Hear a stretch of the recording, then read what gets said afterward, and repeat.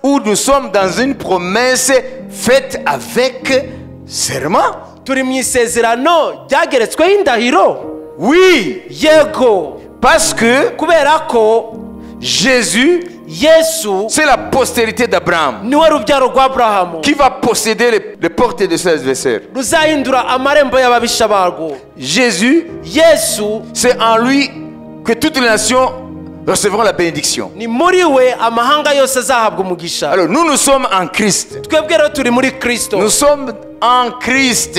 Turi muri Kristo. Nous sommes en Jésus-Christ. Turi muri Yesu Kristo. Et il est la postérité d'Abraham. Kandi niwe rubyaro rwa Aburahamu. Et les promesses doivent s'accomplir en lui et par lui. Kandi amasezerano agomba gusohora muri we kandi binyuze muri we. Ça veut dire je fais partie de ce que Dieu a dit à Abraham. Nuvuga ngo ndi mu mugabane w'ibyo Imana yabwiye Aburahamu. L'église est dans les promesses que Dieu a données avec serment. Itorero riri mu mugabane w'amasezerano Imana yabwiye Aburahamu ikayagerekaho indahiro. C'est pourquoi l'église, malgré ses manquements, Niyo mpamvu itorero n'intege nke zaryo pendant les 2000 ans de son histoire, muri iyi myaka 2000 y'amateka yaryo, l'église a eu des bas et des hauts. itorero ryagiye rinyura mu bihe ricishwa bugufi no hejuru. Les empires se sont succédés, Ingoma zagiye zisimburana hostiles à l'église, zirwanya itorero, hostiles à l'évangile. zirwanya ubutumwa bwiza, Mais l'église demeure toujours. ariko itorero riracyahari kugeza n'uyu munsi À cause de la promesse qui a établi l'église avec serment. kubera ko isezerano ryashizeho itorero ryaherekejwe indahiro. Voilà ce que a dit Napoléon, Napoleon, l'empereur français. ampere w'ubufaransa, Il a dit, yavuze ngo le peuple passe, amoko aratambuka, les trônes s'écroulent, ingoma zikagwa, mais l'église reste debout. ariko itorero rikomeza rihagaze. C'est pas un chrétien qui l'a dit, Ntabwo ari umukristo yabivuze, c'est un empereur mondain. ni umwami w'abami w'isi. Parce que les empires se succèdent. Kuko ubwami bw'abami Les burakuri 2000 ans. iyi myaka 2000 bwagiye busimburana, Mais l'église de Jésus reste debout. ariko itorero rya Yesu Kristo riracyahagaze. L'église ne disparaîtra jamais Itorero ntabwo rizigara rizimangatana na rimwe jusqu'au jour de son enlèvement. kugeza ku munsi rizazamurwa. Alors, quelle est l'implication? Rero ingaruka zabyo ni izihe? Nous devons nous découvrir, Tugomba kwimenya, découvrir qui nous sommes. tukisobanukirwa abo turi bo. Qu'est-ce qui fait de nous l'église? Ni kiki kitugize twebwe Qui nk'itorero? sommes-nous? Turi bande?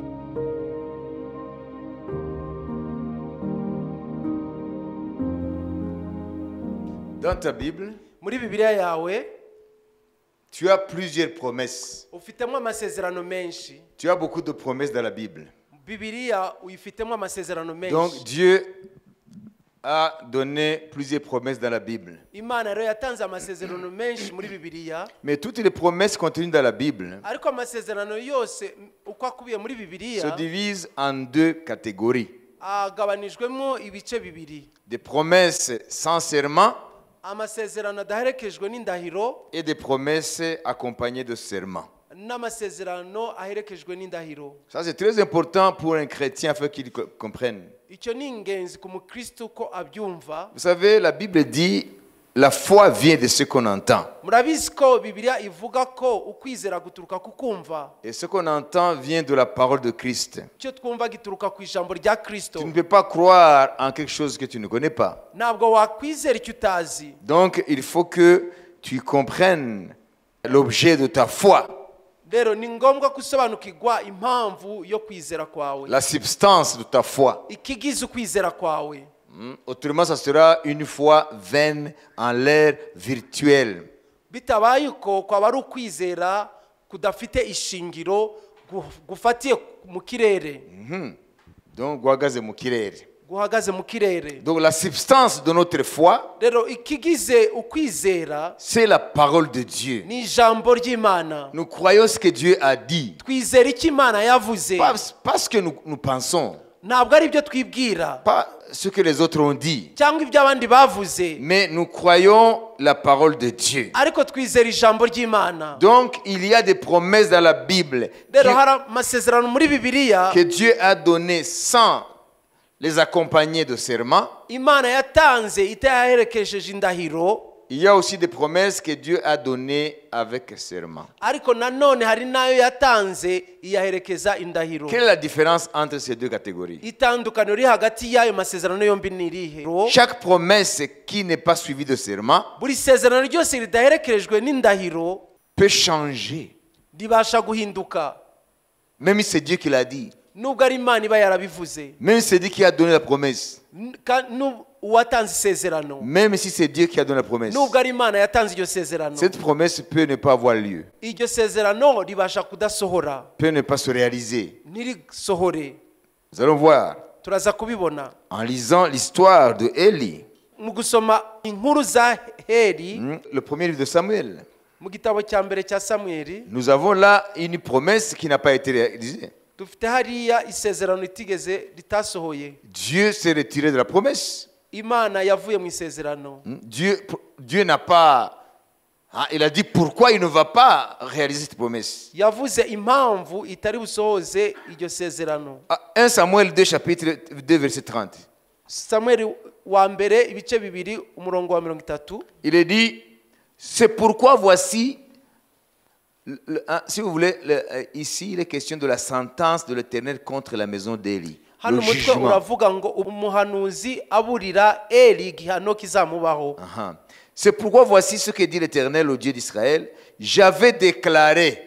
Nicyo gitumye Uwiteka Imana ya Isirayeli ivuga iti nukuri nari navuze yuko Que ta maison et la maison de ton père marcheraient devant moi à perpétuité. ab'inzu yawe n'ab'inzu ya so bazajya bagendera imbere yanjye iteka ryose, De génération en génération. urunganywe ku rundi, Vous serez mes sacrificateurs. muzambera abatambyi. La sacrificature, c'est vous qui la possédez. Umurimo w'ubutambyi weguriwe mwebwe. C'est un privilège énorme. Ni amahirwe adasanzwe Parmi les fils de Lévi, muri bene Lewi être choisi comme famille de sacrificateurs. kurobanurwamo nk'abatambyi. C'est la continuité de la famille d'Aaron. Ni urukurikirane rw'umuryango wa Aroni. Alors, et maintenant, Dieu change d'avis. Et maintenant, dit l'Éternel, Imana ihinduye igitekerezo cyayo, ariko none loin de moi, Uwiteka aravuze ngo ntibikabeho, car j'honorerai celui qui m'honore, mais ceux qui me méprisent seront méprisés. kuko abanyubaha aribo nzubaha, ariko abansuzugura bazasuzugurwa. 35. Je m'établirai un sacrificateur fidèle. 35 nzaherako nihagurukirize umutambyi wiringigwa, Qui agira selon mon cœur et selon mon âme. uzakora nk'iby'umutima wanjye n'ibyo nibwira, Je lui bâtirai une maison stable.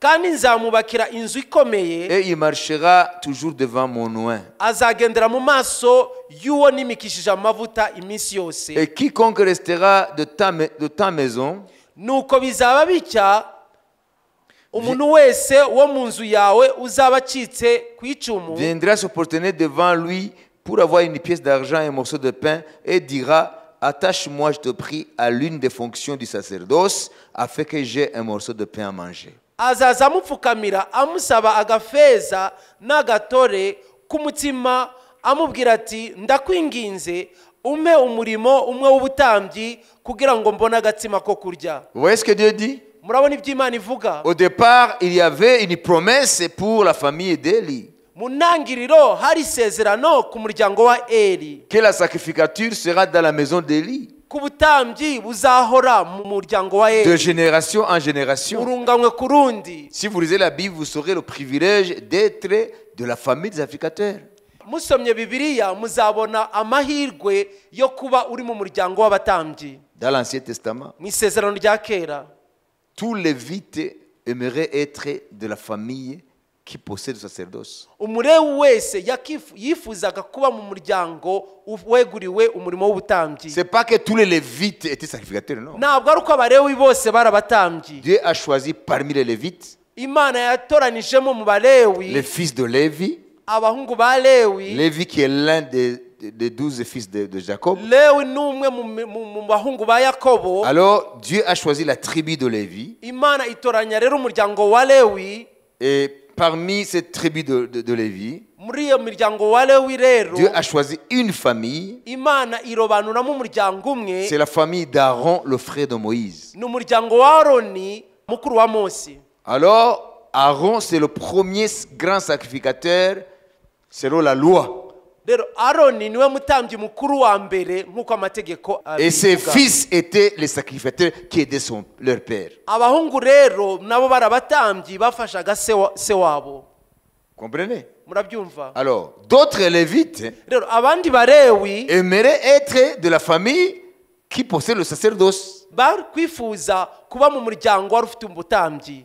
Les autres Lévites aideront à d'autres tâches. abandi barewi bafashaga mu yindi mirimo Du tabernacle au désert ou du temple quand le temple a été construit. Le Pardon. service de Dieu dans le désert au niveau du tabernacle, c'est Aaron et ses fils qui possédaient la sacrificature et les autres Lévites ou descendants de Lévi faisaient d'autres tâches autour du tabernacle.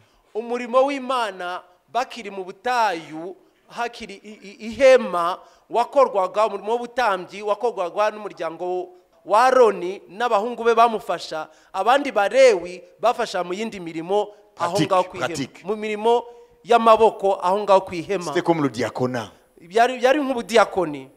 Donc, vous voyez maintenant Élie.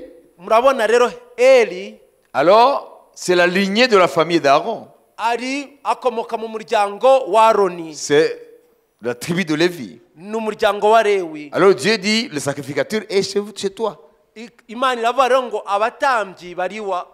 Quel avantage a la famille qui a le sacerdoce par rapport aux autres Lévites? amahirwe umuryango weguriwe ubutambyi ufite ku bandi barewi ni ayahe? Dieu a dit aux autres tribus là, imana yabwiye indi miryango 11, iriya miryango 11, vous avez reçu, lorsque Josué a partagé la terre de Canaan, mwarabonye igihe yosuwa yagabanya kanani, vous avez reçu votre héritage, mwabonye umugabane wanyu, votre terre. mwabonye ubutaka bwanyu. Mais la tribu de Lévi ariko umuryango wa lewi n'a pas partagé avec vous. ntabwo wigeze ugabana namwe, Parce que la tribu de Lévi, kubera ko umuryango wa lewi c'est moi qui suis leur partage. ni jye mugabane wabo. Vous travaillerez mwebwe muzakora imirimo y'amaboko, et je bénirai l'ouvrage de vos mains ou les œuvres de vos mains, kandi nzaha umugisha imirimo y'amaboko le yanyu, travail de vos mains. imirimo y'amaboko yanyu. Et vous amènerez à la famille qui a le sacerdoce la dîme de tous les produits de votre terre, de votre bétail. hanyuma muzazanira umuryango weguriwe umurimo w'ubutambyi icya cumi cy'amatungo yanyu n'ibyo mwasaruye mu mirima. C'est pour moi, la dîme est pour moi. icya cumi ni icyanjye Uwiteka. Alors, puisque je suis le partage de la tribu de Lévi, kuko jye ndi umugabane w'umuryango wa lewi, alors moi l'Éternel, je sais de ma part à la tribu de Lévi. jyewe Uwiteka rero umugabane wanjye nkurekuriye nguhaye umuryango wa lewi. Acclamons Jésus. dukomere amashyi umwami. Pour qu'elle soit disponible à perpétuité pour faire mon travail au niveau du culte. kugira ngo uhore uboneka igihe cyose kunkorera umurimo wanjye wo kundamya. Ça c'est pour tous les Lévites. aho rero ni ku barewi bose. Ils avaient leur ville qui s'appelait la ville sacerdotale. bari bafite umujyi wabo cyangwa umudugudu wabo witwa umudugudu w'abatambyi. Et puis, parmi ces Lévites, noneho muri abo balewi la famille qui a été choisie de posséder le sacerdoce dans le temple, présenter des sacrifices devant Dieu, c'est la famille d'Aaron. muri abo balewi rero umuryango wari waratoranijwe kwotsa imibavu no gutamba ibitambo mu nzu y'Uwiteka wari umuryango wa Aroni. Alors, à part ce que les Lévites recevaient, uretse ibyo abalewi babonaga, et ils recevaient plus que ça parce qu'ils recevaient ce qu'on appelait le droit du sacerdoce. Bose abalewi bahabwaga kubyo ya miryango 10 itura Imana. Hanyuma muri balewi batoranije umuryango wa Aroni, Imana iwuha ubutambyi. ngo babonaga ibyo abalewi bose babona, Imana ikagerekaho n'ibihembo by'ubutambyi. Vous avez compris? Mwabyumvise? Ça veut dire ils recevaient tout ce que les Lévites recevaient. Babonaga ibyo abandi balewi babona. Ils recevaient plus que ça, ils recevaient le droit du sacerdoce. None ukirenzaho bakabona n'ibihembo bijyanye n'umurimo w'ubutambyi bakora. Par exemple, il y a certaines parties de la viande, les victimes qui étaient sacrifiées. Nk'urugero hari ibice bimwe by'inyama abalewi batambaga. Ça veut dire le peuple amenait les sacrifices. Mu gihe ubwoko bw'Imana bwazanaga ibitambo. Après avoir tué l'animal et avant d'offrir sur l'autel nyuma yo comme kwica sacrifice, kubaga itungo ryazanywe no kuritamba ku gicaniro, Dieu avait choisi certaines parties du corps, par exemple du corps de l'agneau ou des brebis, par exemple. Imana yari yatoranijemo ibice bimwe na bimwe by'umubiri w'iyo ntama cyangwa y'umwana w'intama, que cette partie-là ne doit pas être brûlée. ko icyo gice kitakwiye kotswa. Et qu'est-ce qu'on va faire? None bazagikoza iki? Est-ce que Dieu mange? Imana sirarya. Il dit, cette partie-là, Iravuga ngo iki gice il faut me la mettre à part, c'est pour moi. mukinshire ku ruhande n'icyanjye. Avant de mettre la victime sur l'autel. Mbere yuko mujyana igitambo ku gicaniro. Alors, vous mettez ça à part, c'est pour moi. Icyo gice mukinshire ku ruhande n'icyanjye. Est-ce que l'Éternel aime les brochettes? Uwiteka akunda ka brochette se? Non! Oya. Après, quand ils ont mis ça de côté, Nyuma bamaze kugishira ku ruhande icyo gice, alors il dit, iravuga ngo Aaron et tes fils, Aroni n'abahungu bawe en lieu et place de moi l'Éternel, mu cyimbo no mu mwanya wanjye Uwiteka mangez pour moi. nimundire. Acclamons Jésus. Dukomere umwami Yesu amashi. Dieu est pratique. Imana Dieu est pratique. Ce n'est pas des choses qui sont là. ntabwo ikorera mu bintu biri mu kirere. Dieu ne vit pas dans des nébuleuses. Ntabwo ikorera mu bintu biri mu cyuka. Vous avez compris? Mwabyumvise? Quand Aaron et ses fils sont en train de manger la bonne viande, Igihe Aroni n'abahungu be bariho bararya iyo nyama iryoshe, alors l'Éternel se réjouit. Uwiteka byaramushimisha. Alléluia. Amen. Parce qu'il faisait son travail. Kubera ko bariho barakora umurimo we. C'était les sacrificateurs. Barabatambyi. Alléluia. Amen. Alléluia. Amen. Qui était le pont entre le peuple et l'Éternel. Nibo bari bahuzaga Uwiteka n'ubwoko. Et voilà, Dieu dit, None turabona Imana ivuga ngo puisque tes enfants Élie kubera ko abahungu bawe Heli ont fait pécher mon peuple, bacumuje ubwoko bwanjye, ce sont des pécheurs. n'abanyabyaha, Au lieu de faire respecter mon nom et ma parole, mu cyimbo cyo kubahisha ijambo ryanjye n'izina ils ryanjye, me déshonorent parmi mon peuple. bansuzuguye mu bwoko Et toi, bwanjye. Élie, Nawe Heli, même si tu as eu connaissance de leurs péchés, nubwo uzi ibyaha byabo, tu n'as jamais pris ton autorité. ntiwigeze ufata ubutware bwawe, Tu les as repris à la légère. ntabwo wabihaye agaciro. À cause de cela, Kubera iyo mpamvu je retire toutes les promesses que j'ai faites sur votre maison. ndigaruye ku masezerano yose nagusezeranije, Je vous enlève le sacerdoce, mbavanyeho ubutambyi etc. Vous avez lu ça? n'ibindi mwabisomye. Est-ce qu'il n'y avait pas de promesse? Nta sezerano ryari rihari, Mais Dieu a rompu. ariko Imana yararisheshe. Donc ne va pas là-bas en disant oui, moi j'ai des promesses, Dieu m'a dit ceci, etc. Ntukagende iyo ngiyo uvuge ngo Imana yampaye amasezerano ngo ibi n'ibi n'ibi. Mais la promesse de Dieu qui n'est pas assortie d'un serment peut changer si tu te méconduis devant Dieu. Ariko isezerano ry'Imana ritaherekejwe n'indahiro ribasha guhinduka mu gihe witwaye nabi.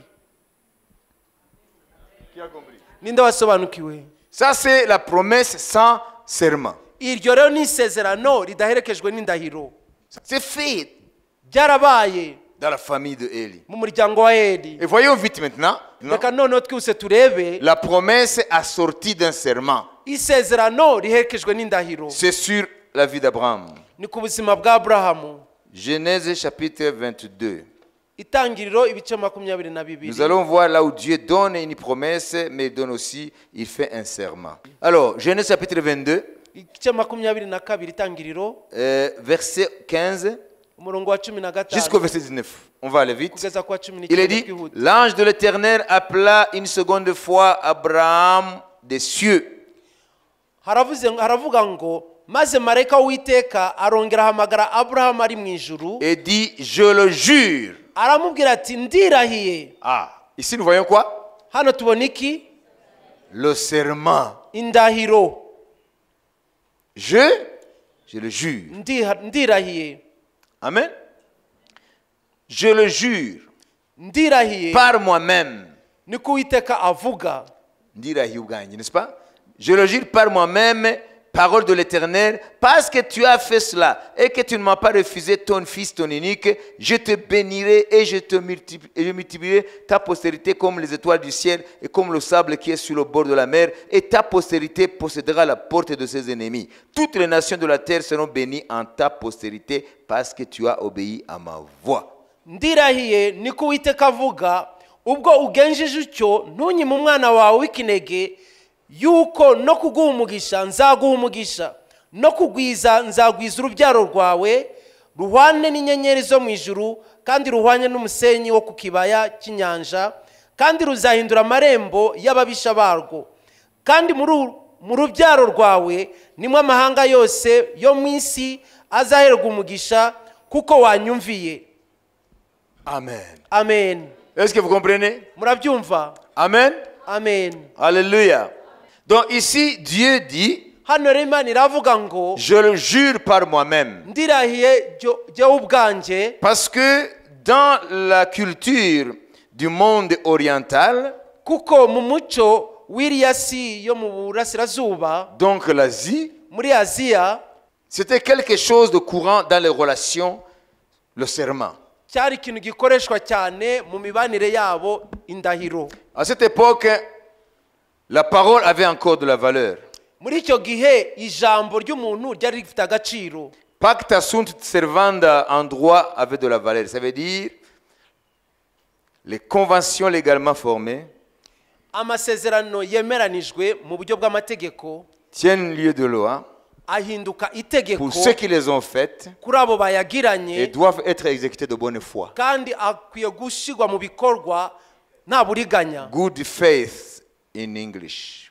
Nta buriganya. Ça veut dire quoi? Bishatse kuvuga iki? Ça veut dire lorsque deux personnes ont fait un contrat, Igihe abantu babiri bagiranye amasezerano, il faut que ce contrat les engage. iyo ayo masezerano rero akwiye kubakoraho bose. Et ils doivent avoir la bonne foi d'exécuter le contenu, les clauses du contrat. Kandi bakwiye gushyira ibigize ayo masezerano mu bikorwa nta buriganya burimo. Aujourd'hui, c'est difficile parce que les gens jouent avec les paroles. Uyu munsi rero biraruhije ko abantu barakinisha amagambo. Mais à l'époque, Ariko kubw'icyo gihe, parce que le peuple là craignait les dieux et leurs sentences. amoko y'icyo gihe yatinyaga Imana, Les dieux ou le Dieu.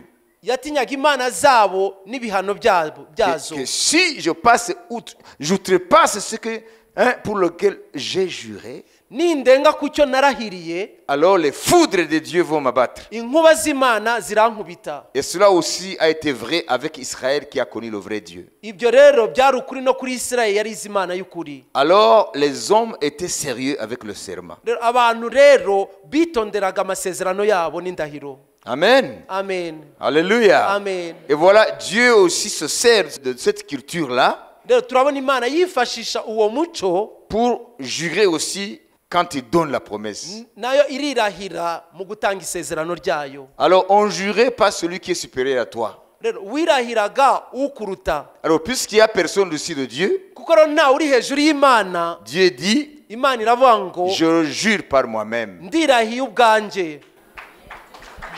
Parce qu'il n'y a personne qui est au-dessus de Dieu. Kuko nta uri hejuru y'Imana. Alors Dieu s'engage envers Abraham par serment. Imana rero irigirana isezerano na Aburahamu igeretseho indahiro. Il dit, parce que tu as maintenant donné ton fils Isaac, tu ne l'as pas refusé, ton unique. Iravuga ngo kuko rero wampaye umuhungu wawe Isaka, umwana w'ikinege, Tu étais prêt à le sacrifier sur l'autel. wari witeguye kumutamba ku gicaniro. Alors maintenant, tu as triomphé. Ubu rero wanesheje. Je te déclare juste à cause de ta foi. Ndakubaze nk'umukiranutsi kubwo kwizera kwawe. Amen. Amen. Alléluia. Amen. Parce que tu as cru. kubera ko wizeye que cet enfant Isaac, ko uwo mwana Isaka c'est lui qui va perpétuer les promesses que je t'ai faites. ari uzakomeza isezerano nakuhaye. Et si je dis de le sacrifier Niba nkubwiye kumutamba et que je ne peux pas me dédire, kandi nkaba ntashobora kwisubira, donc tu sais que urabizi rero c'est ko pas par un autre fils, ntabwo ari uko byanyura mu wundi c'est pas mwana par Ismaël, cyangwa ari c'est Ismaeli par Isaac. nibinyuze muri Isaka. Donc si tu le sacrifies, il numutamba n'y a qu'une seule solution. igisubizo ni kimwe gusa, inzira ni imwe. L'Éternel qui me l'a donné, Uwiteka il yamumpaye va le ressusciter. azamuzura. Et en vertu de cette confiance, Bishingiye kuri uko kwizera Dieu l'a déclaré juste. Imana imubaraho gukiranuka, Et lui a donné maintenant les promesses hanyuma imuha amasezerano avec serment. aherekejwe Je le indahiro. jure par moi-même, Ndirahiye jyewe ubwanjye, dit l'Éternel, niko Uwiteka avuga, je te bénirai. nzaguha umugisha, Alléluia. Amen. Je rendrai ton nom grand. nzahindura izina ryawe irikomeye, Je te multiplierai à l'infini. nzakugwiza bitagira aho Ta bigarukira. postérité sera comme les étoiles du ciel, comme le sable de la mer. Urubyaro rwawe ruzawa n'inyenyeri zo ku ijuru n'umucanga wo ku nyanja. Alléluia. Amen. Alléluia. Amen. Ça va au-delà d'Israël. Birenze Isirayeli. Vous voyez, le sable de la mer, les étoiles du ciel. Murabibona umucanga wo ku nyanja n'inyenyeri zo ku ijuru. Ça dépasse une seule nation. Birenze ishanga rimwe. Là, Dieu est en train de voir toutes les générations, de toutes les époques, de toutes les nations. Imana irirabona urungano ku rundi rwo mu bihe byose no mu mahanga yose, Qui vont par la foi en la postérité d'Abraham, binyuze mu kwizera la postérité d'Abraham, bakaba urubyaro rwa Aburahamu. ça veut dire par la foi en celui qui sera la postérité d'Abraham, Binyuze mu kwizera kuzaba urubyaro rwa Aburahamu, ça veut dire Jésus-Christ. ari we Yesu Kristo, Toutes les nations de la terre amahanga yose yo ku isi vont entrer dans cette alliance, dans ce serment que Dieu fait à Abraham. azinjira muri iryo sezerano Imana yahaye Aburahamu. Dans chaque nation, Muri buri shyanga ryose il y aura des individus qui vont représenter cette nation dans cette alliance-là. hazaba abantu bazahagarira iryo shyanga muri iryo sezerano. Dans chaque nation, Muri buri gihugu cyangwa buri shyanga il y aura des enfants de Dieu. hazagaragaramo abana Il y b'Imana, aura un peuple saint. hazagaragaramo ubwoko bwera. À cause de cette promesse. kubera iryo sezerano. C'est pas tout.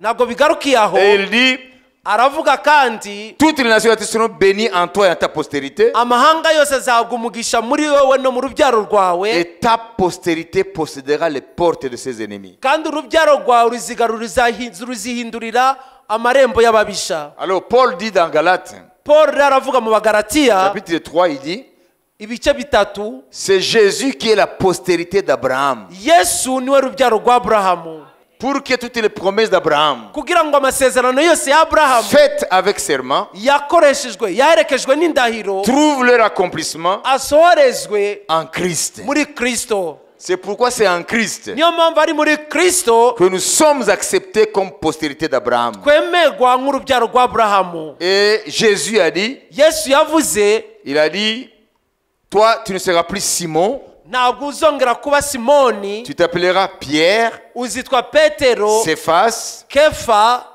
Petros, Petros, et sur Petra, ce rocher, ça veut dire Jésus-Christ, le Fils du Dieu vivant, la confession de Pierre pour révéler qui est Christ. no kuri Petra arirwo rutare Petero arangije kwatura ko ari we Yesu Kristo, Que c'est le Christ, le Fils du Dieu vivant. ko ari Kristo umwana w'Imana nzima. C'est ça Petra, le rocher. Ubwo nirwo rutare arirwo Jésus, Petra. c'est le rocher des siècles. Yesu niwe gitare cy'ibihe. Alors l'Esprit de Dieu passe par Simon-Pierre pour révéler qui est Jésus. Rero umwuka w'Imana anyura muri Petero ngo ahishure uwo ari we Yesu. Alors en construisant son église Rero mu kubaka itorero rye sur le fondement de qui est Jésus, kuri urwo rufatiro rw'uwo ari we Yesu, l'église est bâtie sur le fondement la révélation de Jésus-Christ. itorero ryubakiye kwishikirwa ry'uwo ari we Yesu Kristo. Alors Jésus dit, Yesu rero akavuga ngo les portes du séjour des morts. amarembo y'ikuzimu, Et Dieu a dit à Abraham, ta postérité possédera les portes de ses ennemis. kandi Imana yabwiye Aburahamu ngo urubyaro rwawe ruzahindura amarembo y'ababisha. Et Jésus vient Yesu rero araje 2000 ans plus tard, imyaka 2000 nyuma, après avoir donné les promesses à Abraham, il y a eu 2000 ans. Abraham yabonye amaze kubona amasezerano imyaka 2000 nyuma. Jésus est venu. Yesu yaraje. Et il s'approprie la promesse d'Abraham. Nawe yakira amasezerano. Il s'approprie, ça veut dire yiyitirira. C'est lui la postérité qui possède les portes de ses ennemis. Yemeza ko ari we rubyaro ruzihindurira amarembo y'ababisha. Il dit mon église. Akavuga ngo itorero ryanje. Je vais la bâtir. Nzaryubaka sur Petra le rocher. Kuri Petra igitare. Moi je suis le rocher. Jewe nije gitare. Je vais bâtir mon église. Nzubaka itorero ryanje. Et l'église qui est bâtie sur moi. Kandi itorero ryubakiye kuri je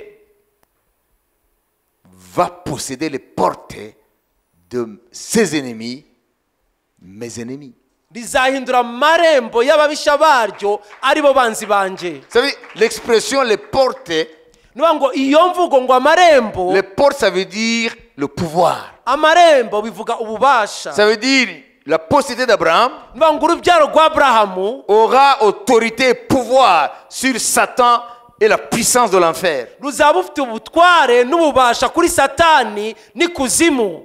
La puissance des démons, la puissance de Satan. Imbaraga z'urupfu, imbaraga z'ikuzimu, imbaraga za Satani. Et Jésus vient. Yesu raraje. Il dit mon église. Aravuga ngo itorero ryanje. Les portes du séjour de mots, le pouvoir du séjour de Satan. Amarembo y'ikuzimu, imbaraga za Satani ne prévaudront point contre l'église. Bizizanesha itorero. Donc il accomplit les promesses d'Abraham. Et c'est en lui que toutes les nations peuvent venir adorer le Dieu d'Abraham. Alléluia. Amen. Toutes les nations sans exception. Est-ce qu'aujourd'hui les églises locales, est-ce qu'ils vont dire que les églises possèdent la porte de ses ennemis? Beaucoup de gens dans l'église, ils n'ont pas la puissance de vaincre les portes de l'enfer. Ils n'ont pas la puissance de vaincre Satan. Ils n'ont pas le pouvoir sur le séjour des morts. Parce qu'ils n'ont pas compris la promesse qui fait de l'église, qui fait de les chrétiens. Posez-vous la question. On devient chrétien quand? Et être chrétien, ça veut dire quoi? Et pourquoi il y a l'église? Qu'est-ce que c'est l'église? Quelle est sa vocation? Qui l'a établi? Qui l'a mandaté? Quelle est sa mission? Si on ne se pose pas ces questions, on n'ira pas à la source. Que Dieu a donné la promesse avec serment. Lorsque Dieu donne une promesse et qu'il jure, il donne un serment qui accompagne la promesse. Cette promesse est immuable. C'est ce que je vais vous montrer en terminant. Dans Jérémie 31, 35 jusqu'au verset 37. Vite. Voilà, il dit: ainsi parle l'Éternel qui a fait le soleil pour éclairer le jour, qui a destiné la lune et les étoiles à éclairer la nuit, qui soulève la mer et fait mugir ses flots, lui dont le nom est l'Éternel des armées. Si ces lois viennent à cesser devant moi, dit l'Éternel, la race d'Israël aussi cessera pour toujours d'être une nation devant moi. Ainsi parle l'Éternel. Si les cieux en haut peuvent être mesurés, et si les fondements de la terre en bas peuvent être sondés, alors je rejetterai toute la race d'Israël à cause de tout ce qu'ils ont fait, dit l'Éternel. Amen. Uku ni ko Uwiteka avuga, watanze izuba ku mucyo w'amanywa, washyizeho amategeko kugira ngo ukwezi n'inyenyeri bimurikire ijoro, utera inyanja kwihinduriza bigatera umuraba guhorera.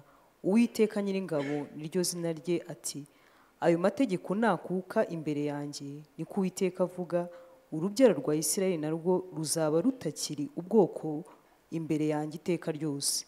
Uku niko Uwiteka avuga ati: ijuru riri hejuru nibishoboka ko rigerwa, kandi ifatiro zo hasi mu isi nibishoboka ko zirondorwa, nibwo nzaca urubyaro rwa Isirayeli rwose, nduhoye ibyo bakoze byose, ni ku Uwiteka avuga. Amen. Amen. Amen. Oui, avant de prier, écoutez-moi bien. mbere yo gusenga munyumve neza. Israël a failli plusieurs fois dans son histoire. Israeli yagiye itsindwa inshuro nyinshi mu mateka yayo. Israël avait la loi de Dieu. Yari ifite amategeko y'Imana. Israël était le dépositaire des oracles de Dieu, du Dieu vivant. Israeli niyo yari yarabikijwe ibyanditswe by'Imana nzima. Ça veut dire les promesses à venir pour la bénédiction du monde. Ça veut dire la venue du Messie. Nuvuga ngo amasezerano azaba kugira ngo ahishe umugisha isi ariko kuza kwa Mesiya. Israël avait la mission d'éclairer les nations. Israeli yari ifite umuhamagaro cyangwa inshingano wo kumurikira amahanga. Parce que c'est elle que Dieu a choisi pour se révéler à elle en tant que Dieu vivant, alors que les autres peuples adoraient des idoles. Kubera ko niyo Imana yahitoranijemo ngo iyimenyekanishe ko ariyo Mana nzima, kuko andi moko yasengaga ibigirwamana. Mais Israël a imité les nations, les abominations des nations, au lieu d'éclairer ces nations. Ariko Israeli yiganye ibigirwamana by'abandi mahanga mu cyimbo cyo kuyamurikira. Israël a imité leur idolâtrie. Israeli yigana gusenga ibigirwamana byabo. Alors que Israël avait la révélation du Dieu vivant. Kandi Israeli yari yaramenye Imana nzima. Voilà pourquoi Israël a connu plusieurs malheurs au cours de leur histoire, des génocides. Niyo mpamvu Israeli yahuye n'ibyago byinshi mu mateka yabo ndetse n'amajenoside. Des captivités. No kutwagwa mu bunyage. Il a été amené en exil à Babylone, en Irak. Yatwaye mu bunyage muri Babylone muri Irak. Au 6e siècle avant Jésus. Ikinyejana cya gatandatu mbere ya Yesu. Après 110, il a été amené dans toutes les nations du monde pendant une longue diaspora. Nyuma ya za 70 Un long exil. yatatanye kure cyane mu mahanga mu bunyage bw'igihe kirekire. Comment est-ce que Israël existe aujourd'hui? Ni gute Israeli iriho ku munsi wa none? Alors que les autres peuples de son époque ont disparu complètement. Kandi amashanga yandi yo mu gihe cyabo yarazimangatanye neza. Où sont les Babyloniens? Abanyababuloni bari he? Dans les oubliettes de l'histoire. Bibagiranye mu mateka. Nous les lisons dans les livres d'histoire.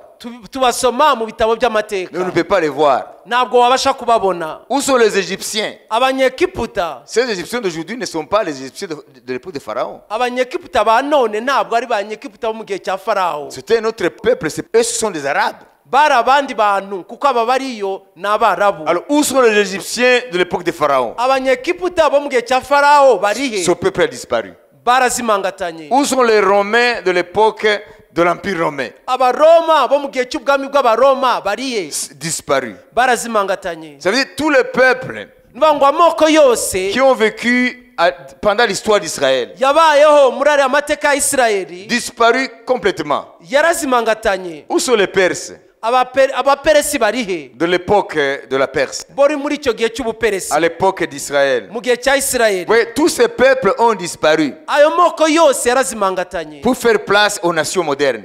Niyo yasimbuwe n'amoko y'iki gihe.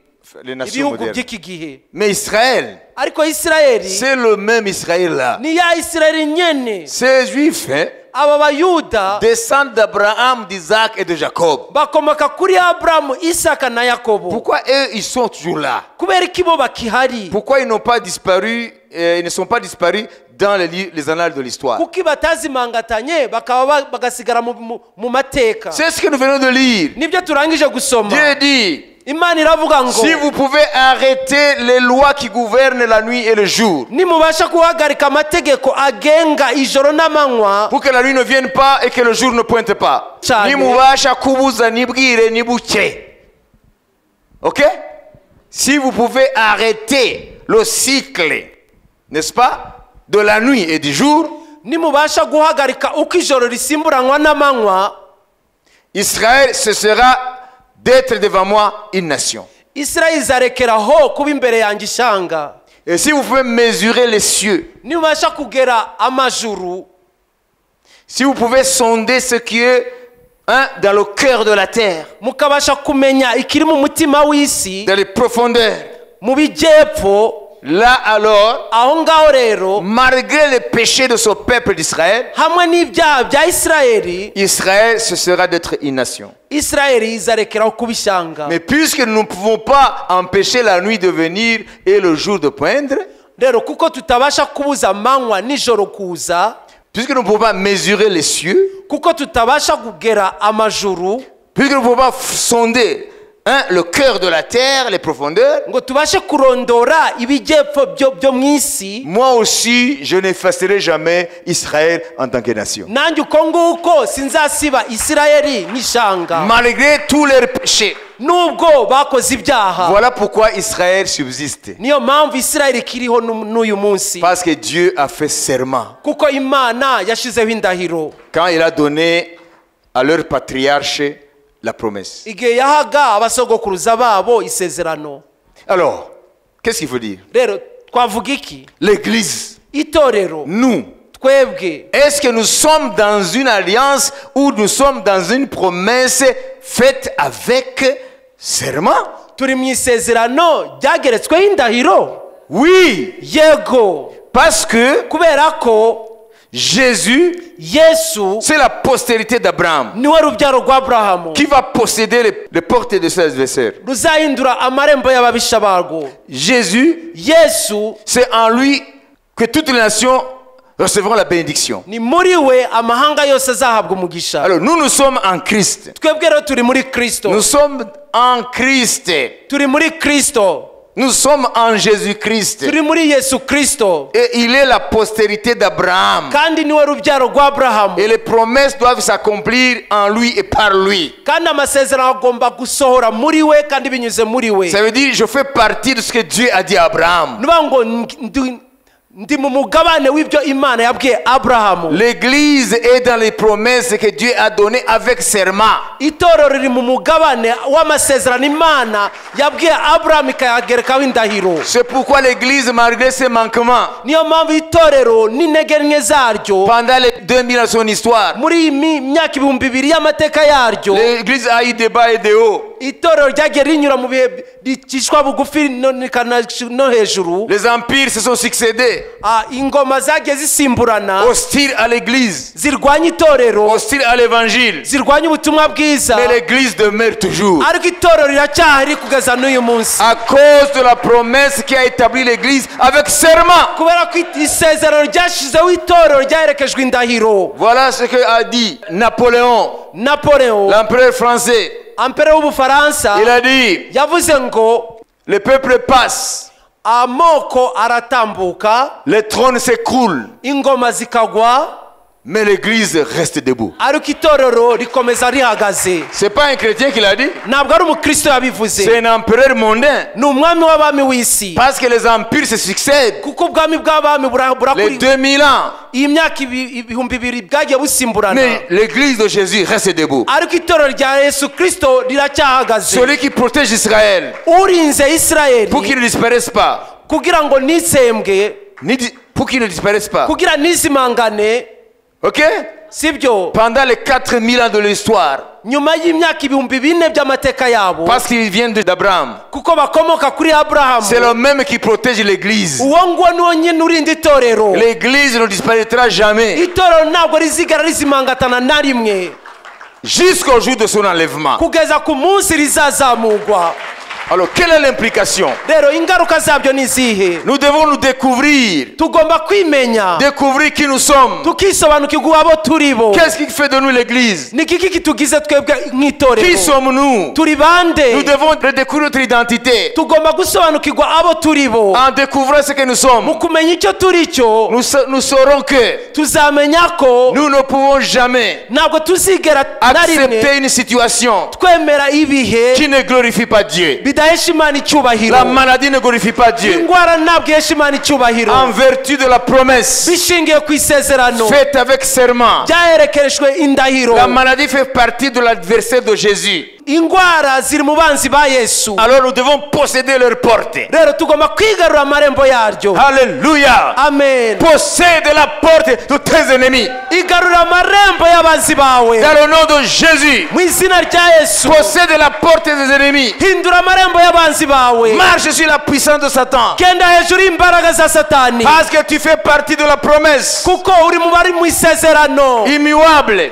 Isezerano ndakuka avec serment. ryaherekejwe indahiro. Tu as l'autorité, Ufite ubutware pas donné par un homme, budaturuka par un ku homme muntu butatanzwe ou n'umuntu par une institution humaine. cyangwa urwego rwa kimuntu. Ça ne sert à rien de dire, oh Maouin, on a prié pour moi, pour que je sois évêque, pour que je sois archbishop, pour que je sois ceci, pour que je sois... Non! ntacyo bivuze kugenda uvuga ngo bansize amavuta ngo mbe bishop mbe iki niki niki niki Diacre, mbe umudiyakoni ceci, cela. iki niki. Non! Oya. Apôtre, apotre pasteur, pastori ça n'a rien à voir. ibyo ntaho bihuriye Dans le monde spirituel, n'isi y'umwuka. il faut savoir mu isi y'umwuka qui t'a fait chrétien. ukwiye kumenya ninde yakugize umukristo En vertu de quelle promesse? bishingiye kuri iyo sezerano, En vertu de la promesse faite avec serment. bishingiye ku isezerano ryaherekejwe indahiro. Et lorsque Dieu jure, kandi Imana irahiye ni l'histoire yaba amateka ne peut jamais, ntashobora ne peut jamais ntiyashobora na rendre rimwe caduc ce que Dieu a déclaré. guhindura ubusa icyo Imana yavuze, Parce qu'Israël existe kubera ko Isirayeli iriho après presque 4000 ans. nyuma y'imyaka isaga ibihumbi Pas parce bine, qu'ils ont été justes, ntabwo ari uko bakiranutse mais en vertu du serment qui a accompagné la promesse. ariko n'ibishingiye ku isezerano byaherekejwe n'indahiro. Et l'église de Jésus-Christ, itorero rya Yesu elle a Kristo failli maintes fois à sa mission. ryagiye ritsindwa mu cyo ryahamagariye Comme kenshi Israël. nk'uko byagenze kuri Mais Isirayeli, elle est debout après 2000 ans. ariko riracyahagaze nyuma y'imyaka ibihumbi bibiri. L'évangile est toujours prêché. ubutumwa bwiza bwa Kristo buracyabwirizwa, N'a pas été falsifié. ntabwo bwavangiwe, Parce que Dieu veille kubera ko Imana irabirinze, sur sa Bible irarinze Bibiliya yayo et sur l'église. n'itorero ryayo. Et aujourd'hui, kandi uyu munsi le Seigneur te dit, umwami arakubwira ngo si tu as cru en moi, niba waranyizeye possède la porte de tes ennemis. hindura amarembo y'ababisha bawe, Possède la porte de tes ennemis. hindura amarembo y'ababisha bawe. L'ennemi qui se cache derrière la pauvreté. umwanzi yishe inyuma y'ubukene Possède sa porte. igarura amarembo ye. L'ennemi qui se cache derrière la maladie. umwanzi yishe inyuma y'indwara Possède sa porte. hindura amarembo ye. L'ennemi qui se cache derrière les guerres qui t'assaillent. umwanzi yishe inyuma y'intambara zikwibasiye Possède la porte des ennemis. igarura amarembo y'umwanzi wawe, Parce que c'est la promesse kubera ko ni isezerano faite avec serment. ryaherekejwe n'indahiro. Si tu es devant un démon, niba uhagaze imbere ya dayimoni il faut savoir une chose. ukwiye kumenya ikintu, Il faut dire à ce démon, ukwiye kubwira iyo dayimoni en vertu bishingiye de la promesse ku isezerano faite à Abraham, ryahawe mon Aburahamu, père, data dont je suis sa postérité. n'urubyaro rwe. Et pas seulement la promesse, ntabwo ari isezerano gusa, le Tout-Puissant, Imana ishobora le byose, Très-Haut, Imana isumba il a byose juré. yarirahiye, Et en vertu de la promesse, kandi bishingiye ku isezerano plus le serment, ukagerekaho indahiro. parle de choses. kubw'ibyo bintu bibiri Dieu ne peut jamais mentir. Imana ntibasha kubesha, C'est une promesse immuable. ni isezerano ndakuka. Nous sommes devant l'immutabilité de la promesse. turi imbere y'isezerano ridakuka. Et toi, démon, kandi wa dayimoni we, cette promesse m'a dit, iri sezerano ryambwiye ngo je le jure, ndirahiye moi l'Éternel, jya Uwiteka le Dieu très haut, Imana isumba je byose, le jure, ndirahiye j'ai fait de toi la postérité d'Abraham. naguhindura urubyaro rwa Aburahamu Devant ce démon, imbere y'iyo dayimoni. je te dis, ndakubwiye ngo possède sa porte. igarura irembo ryayo. Alléluia. Amen. Acclamons Jésus. dukomere umwami amashyi, Acclamons Jésus. dukomere umwami amashyi. Alors, mu izina rya Yesu nous libérons l'onction de guérison. turarekura amavuta akiza indwara. Saint-Esprit, mwuka wera viens maintenant. ngwino nonaha, Viens guérir tes enfants. ngwino ukiza abana bawe Même ceux qui ne connaissent pas encore Jésus. n'abataramenya Yesu. Ils sont ici, Seigneur. bari hano mwami Parce qu'ils ont un problème. kubera ko bafite ikibazo, Ils veulent être libérés. barashaka kubohoka, Ils veulent être déchargés. barashaka kuruhurwa, Ils veulent recevoir leur repos. barashaka kwakira ikiruhuko. Parce que Satan est venu voler, égorger, détruire. kubera ko satani nta kindi cyamuzanye ni ukwica no kurimbura. Il est venu voler, yaje kwiba, égorger et détruire. kwica no kurimbura, Voler, égorger et détruire. kwica no kwiba, kwica no kurimbura. Mais tu es venu, Jésus. Ariko Imana yaje, Yesu. Jésus, tu es venu pour que tes brebis aient la vie et la vie en abondance. Yesu we waje kugira ngo intama zawe zibone ubugingo kandi ubugingo bwinshi. Nous délions la puissance de guérison sur toi maintenant. Turarekura imbaraga zikiza indwara kuri wowe nonaha. Au nom de Jésus. Izina rya Yesu. Toi qui souffres, wowe ubabara, quelle que soit ta maladie, indwara iyo ariyo yose, reçois ta guérison. akira gukira kwawe. Jésus a porté cette maladie. Yesu yikoreye indwara yawe. Il y a 2000 ans. hashize imyaka ibihumbi Et toi bibiri. par la foi. Et toi par la foi. kandi nawe binyuze mu kwizera. Et toi par la foi. nawe kubwo kwizera. Reçois la guérison. akira gukira. Au nom de mu Jésus. izina rya Yesu. Nous libérons l'onction de guérison. turarekura amavuta akiza indwara.